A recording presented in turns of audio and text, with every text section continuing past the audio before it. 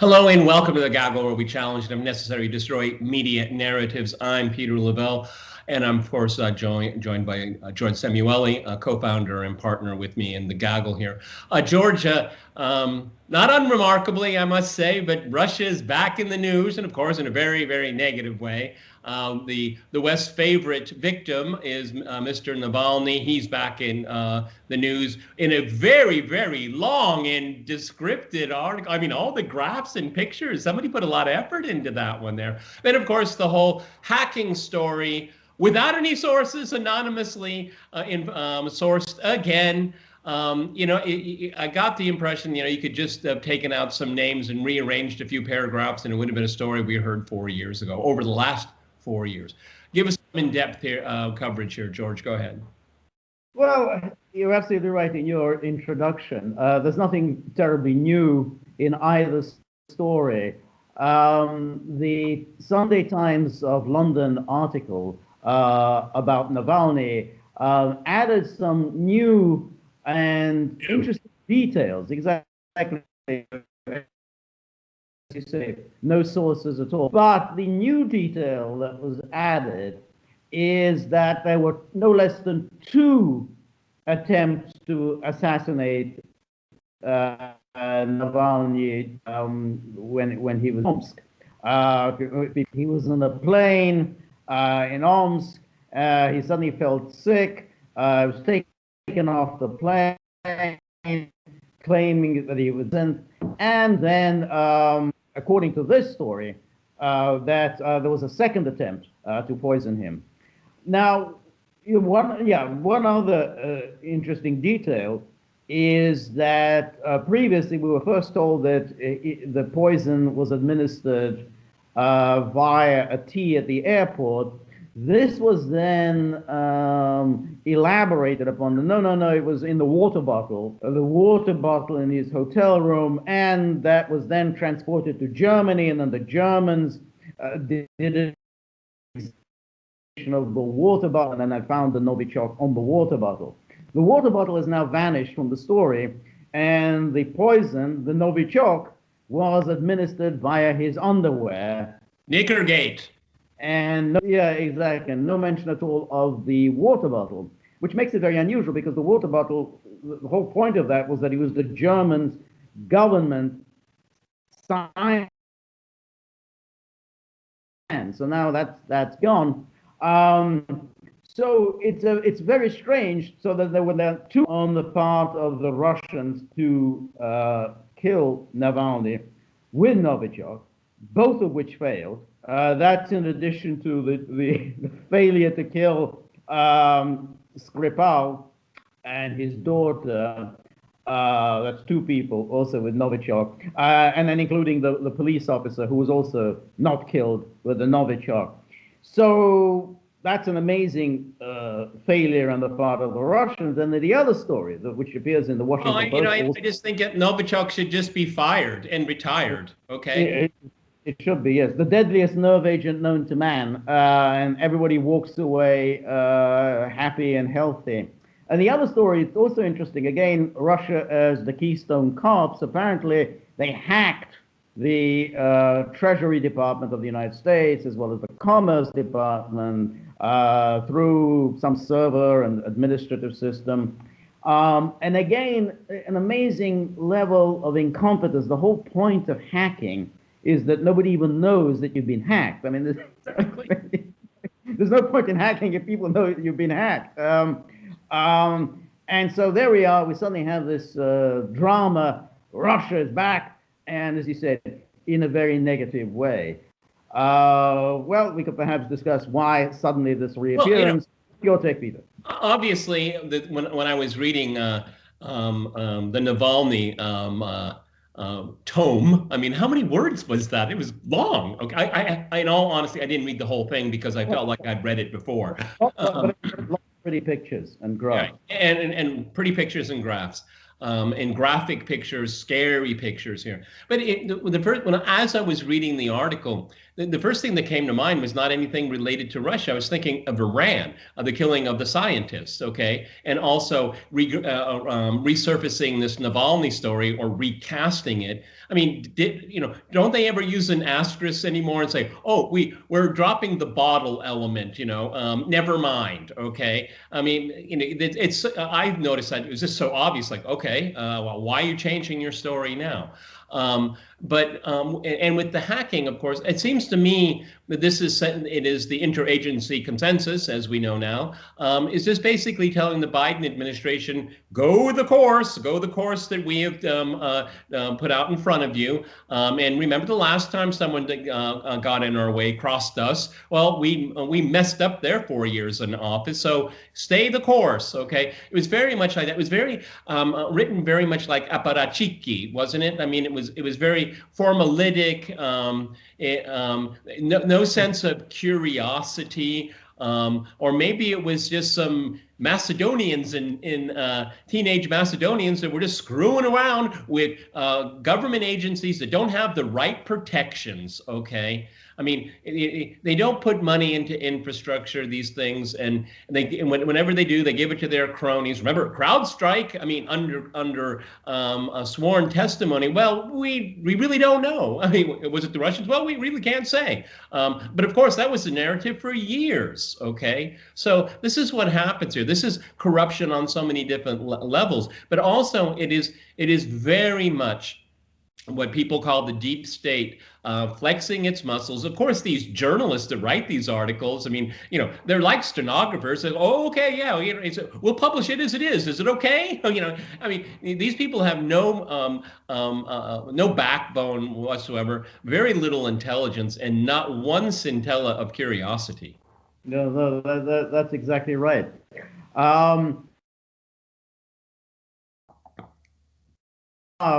Beginning, because of course, as this Time story constantly repeats, he is Russia's leading opponent. Nobody cares about him. Exactly, and there was actually a poll published recently of the popular standings of politicians in Russia. Of course, number one was Putin, but his popularity slipped. He's something like 50% or something. Then come Zhirinovsky, Zyuganov, then way down in the bottom, Navalny with something like 2%. So he's not, any leading opposition. He's well behind Zyuganov and Zhirinovsky. But again, the media keep regurgitating that he somehow has some large following in Russia. Now, I think that what they're trying to do with the story, in a very feeble way, is attempting to get at the issue that has been, a glaring hole in the original version, which is, if the Russians did try to kill him, why would they allow him to be flown out to Germany? It doesn't make any sense. They said, oh, yeah, that was just before they would fly him out to Germany, they made a second attempt to kill him. No, the article said, I'm paraphrasing here because I don't have it in front of me, but the article said, again, paraphrasing, or Putin ordered a second attempt. How could they possibly know that?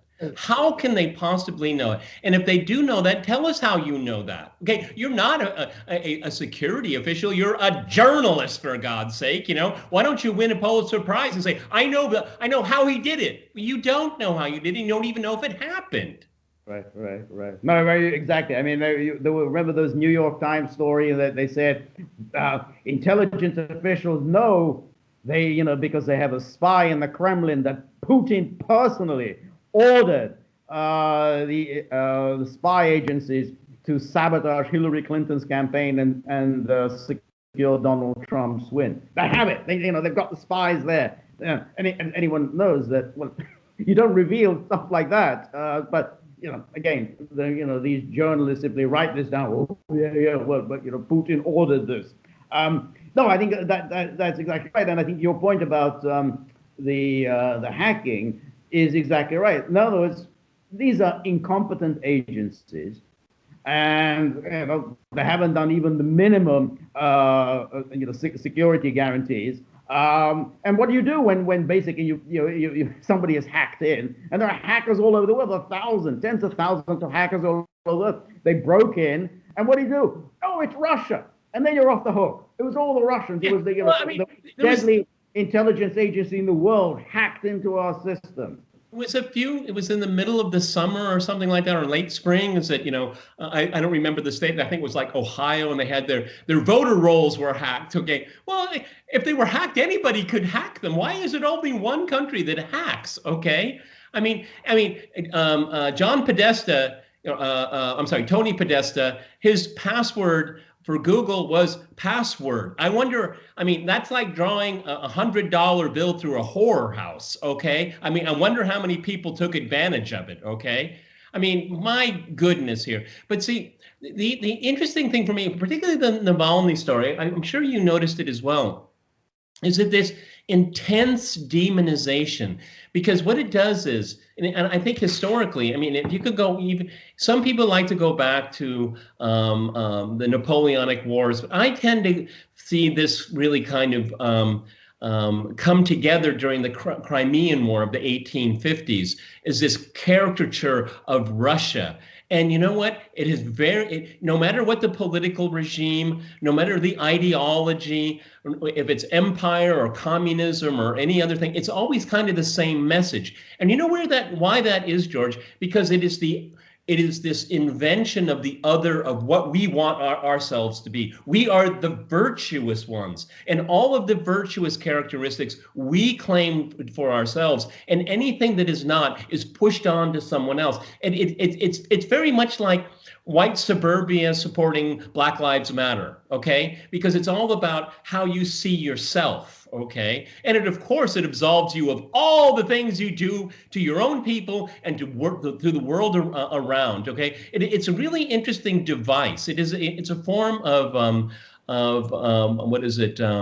It's a cultural trick. And it's Orientalism. It's a form of Orientalism. Is this the caricature of the other? And the Russians fit it perfectly. Why? Because there's very little trade between the two countries whatsoever. There's actually very little contact. And see, there's no downside of hurting that relationship, only to the point of going to war. But China is treated in a very different way. The demonization of China, though accelerating, is very different than what they do with Russia. And there's a lot of reasons for that. No, I think that's right, because the commercial relationships between the United States and, of course, Europe and China are very extensive. So anytime you start messing around with China, a lot of people get very upset. You think of Hollywood. You think of Silicon Valley, NBA. You think of the sports franchises. You get huge amounts of money there. So the moment you start tinkering around with that and start attacking China, there's some billions of dollars at stake. And they immediately, as it always happens, through their lobbyists, they exert pressure on the politicians. Hey, don't do this because the Chinese might get upset, and they might we might lose some money. The Russians don't have that they don't have that ability, so therefore it's a very easy punching bag.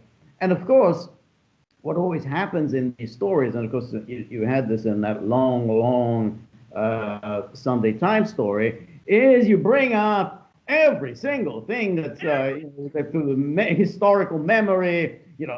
Along comes Lenin, Stalin, KGB, the NKVD, and everything that suddenly rings a bell. Oh God, those terrible Russians, all those terrible things that they did. And that's it, because you can always just do this. No one even thinks about, well, that was 100 years ago. Why are we talking about something that's 100 years ago as if it happened yesterday? But that's the mode of this kind of coverage. Well, the interesting thing is I remember this happened to me many years ago. I was on the one of the BBC radio programs, and I obviously was the odd man out, and I was actually personally attacked for working for RT. But I floored the panel, the interviewer and the panel by saying, comparing Russia to the Soviet Union or even to Imperial Russia is a worthless and wasteful endeavor. Because Russians today are richer now than they have ever been in their entire existence. Russians can come and go as they please. They can leave if they want. They can come back, and many do come back. They do vote. And all the elections are rigged. Well, it's like, okay, fine. Then who wins the elections? And if they're rigged, tell me who the winner is. Okay.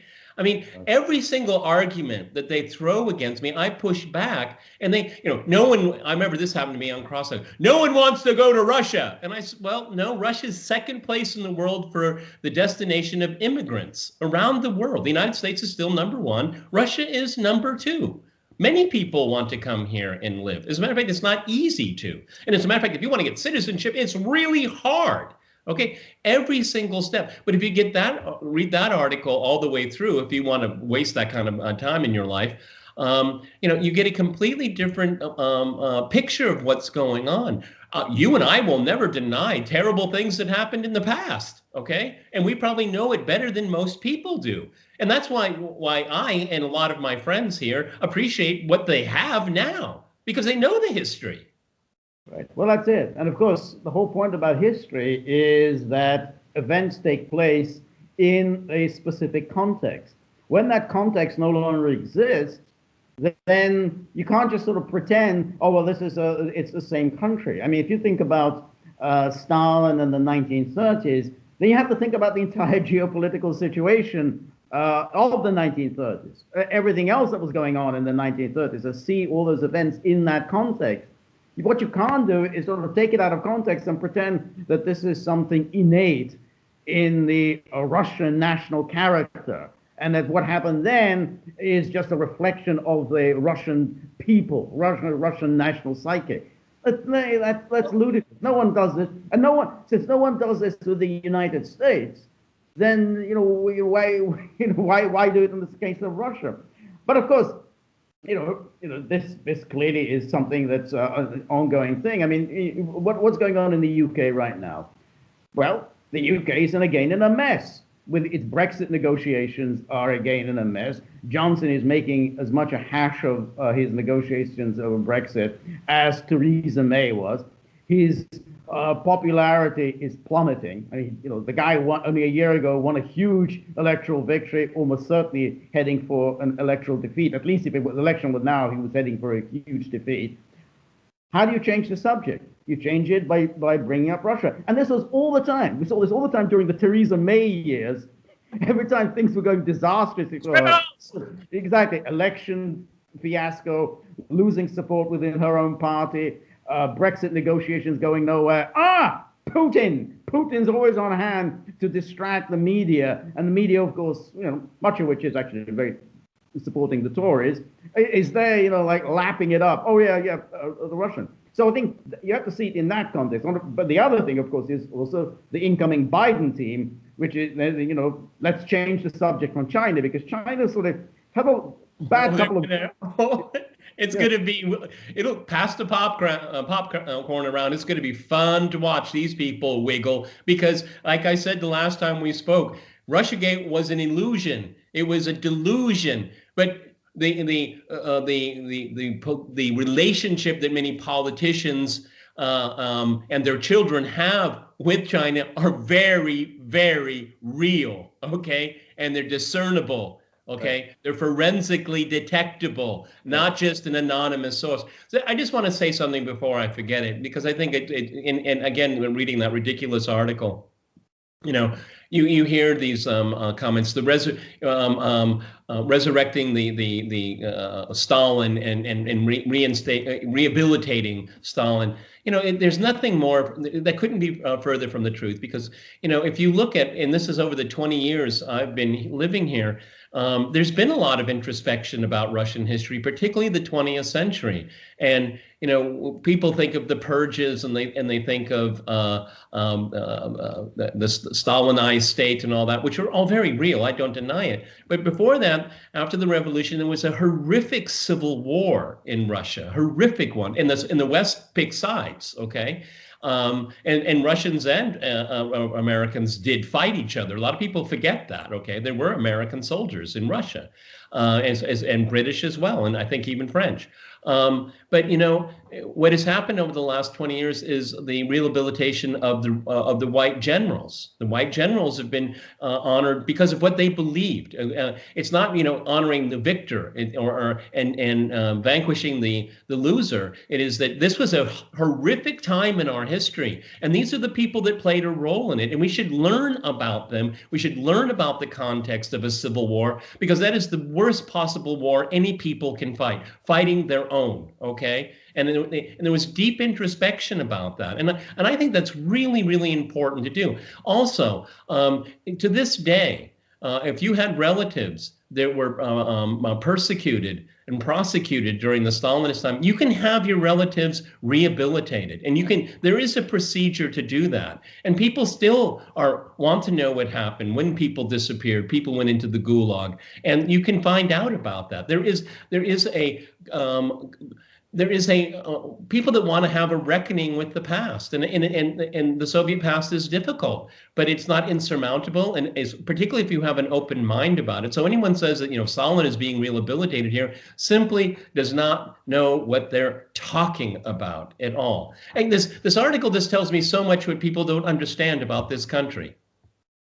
Yeah, no, that's exactly right, and in fact, it's the exact opposite of what they say, because, of course, it was Vladimir Putin who had the monument to the victims of Stalin built. I mean, he built that monument. No one else did that. Khrushchev didn't build it. Gorbachev didn't build it. Yeltsin didn't build it. It was Putin who built it. And in fact, when Putin inaugurated that monument, I think in 2017, he said the crimes of Stalin can never be justified. That was what he said, is that, you know, whatever you say, World War II, Hitler, you know, everything else, he still says the crimes can never be justified. You know, whatever context you want to add to it, they can never be justified. That was a very important thing that he said. And so therefore, there's absolutely no evidence. Like, the Western journalists keep repeating this, that there's any kind of a rehabilitation of Stalin. And even, you know, now when you have this World War II, you know, enormously the valorization of everything in World War II, there's still no valorization of Stalin. So, the princess, I mean, the easiest thing in the world would be for the city of Volgograd to rename itself Stalingrad, because it's, you know, the scene of the greatest battle in world history. But even so, it isn't done.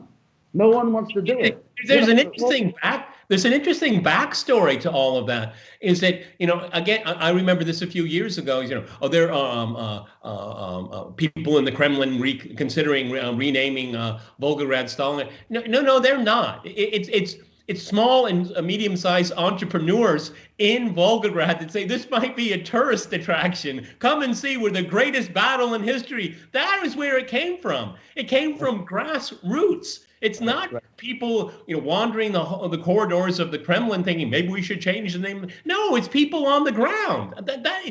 Sometimes the simplest reason is the only reason. Okay, again, you know, when we say these kind of things, people just go crazy. Their hair gets on fire. Right, and that's exactly right. And in fact, it's the citizens of that city, the citizens of that city have expressed in poll after poll that they don't want that city renamed Stalingrad. You think, oh, well, they want to rename. They don't want it. All they've done is that on certain days commemorating World War II, like May the 9th, and then the day of the Battle of Stalingrad, the city reverts to its name. Just for that one day, for 24 hours, it's referred to as Stalingrad, purely because this is a day of commemorating the battle. Then it goes back to it's the name of Volgograd. Let's finish on this point here, since we're talking about Stalin. I want all of our viewers to know that 99.9% of the time, 24/7, 365 days of the year, the word Stalin is 99.9% of the time, it is made in reference to architecture. I live in a Stalin building. Okay. Oh, they're refurbishing the Stalin building at Leninsky Prospect. Okay, that's when you hear Stalin's name. People are not talking about it. They're not thinking about it. It's not top of mind. And again, if you ask people the top 100 things they're thinking about, he doesn't even make that cut. Okay, Right. so Well, I think, again, and that's why, these articles give you such a skewed view of what's going on here, and it actually has nothing to, it has nothing to do with Russia. It has everything about how people want to feel about themselves. Okay, go finish up.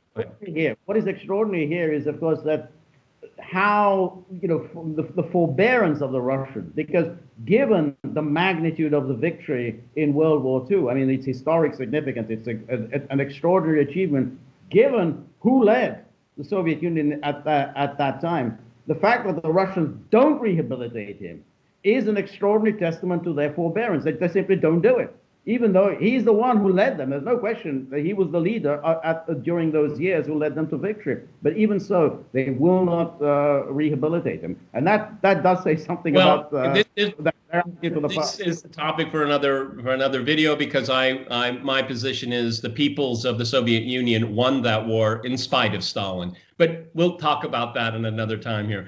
Thank you, George, for talking about this with me. I think it's very, very important, and that is basically the mission of the Gaggle. So if you like, please like, share, and subscribe.